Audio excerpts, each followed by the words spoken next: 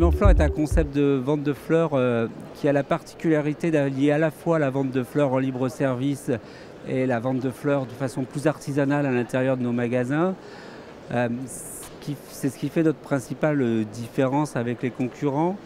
Et c'est ce qui aussi aujourd'hui fait une petite montée en gamme qu'on a, puisque c'est devenu le premier chiffre d'affaires est devenu à l'intérieur des magasins au lieu d'avoir cette vente extérieure de bouquetterie, donc qui est toujours très présente d'autres magasins, mais on a une vente additionnelle qui représente 25 à 30% du chiffre d'affaires qui est fait à l'intérieur du magasin et qui est en plus porteur de marge pour nos franchisés. On a créé Carrément Fleurs en 2006, on a commencé le développement en franchise en 2012, on avait 7 points de vente à l'époque. Aujourd'hui on est en 21 magasins là, à fin mars.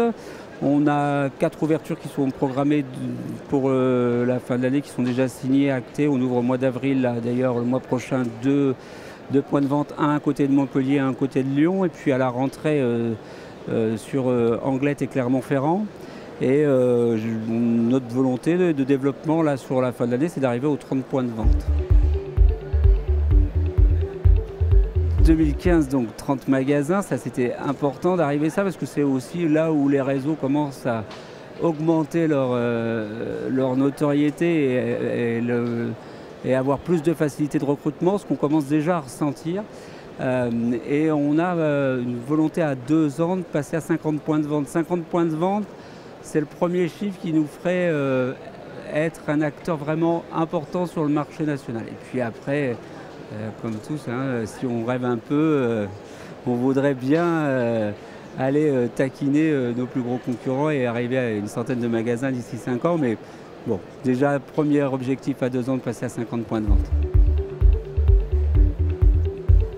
Je vous ai parlé du concept B2C. Après, la principale différence, c'est la réflexion qu'on a eue en B2B. C'est-à-dire qu'on s'est dit que pour monter un réseau aujourd'hui dans le domaine de la fleur, que je connais depuis très longtemps, on ne pouvait pas prendre autant de royalties que ce qu'il existait dans les autres réseaux. Et que est-ce qu'il y avait une place pour un modèle où on divisait les royalties par 2 ? Et est-ce qu'il y avait une possibilité de vivre pour une tête de réseau ? Parce que je ne suis pas philanthrope, je suis très conscient qu'une tête de réseau doit avoir des ressources pour vivre. Et donc on a revisité tout le business model en se disant est-ce que c'est possible ? Et on a la réponse est oui. Et on a mis les redevances 2 fois moins chères et en plus on les a plafonnées à 12 000 €.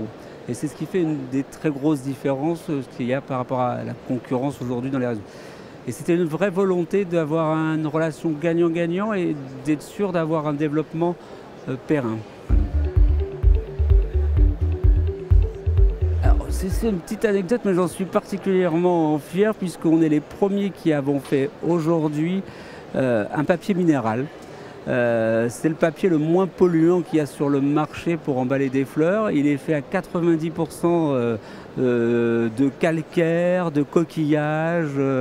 Voilà, il y a encore 10% de polymère là, de produits plastiques, mais c'est quand même le papier le moins polluant qui existe. Il se recycle. Il est biodégradable à 90%, il se recycle dans la filière plastique et en plus il est très beau, il est très doux au toucher et il est moins polluant que même un papier craft aujourd'hui, même dans sa façon de le produire. Donc voilà, on est assez fiers d'être les premiers à avoir lancé ça dans le monde de la fleur, parce qu'il existait ailleurs, mais c'est les premiers qui avons travaillé sur cet emballage-là.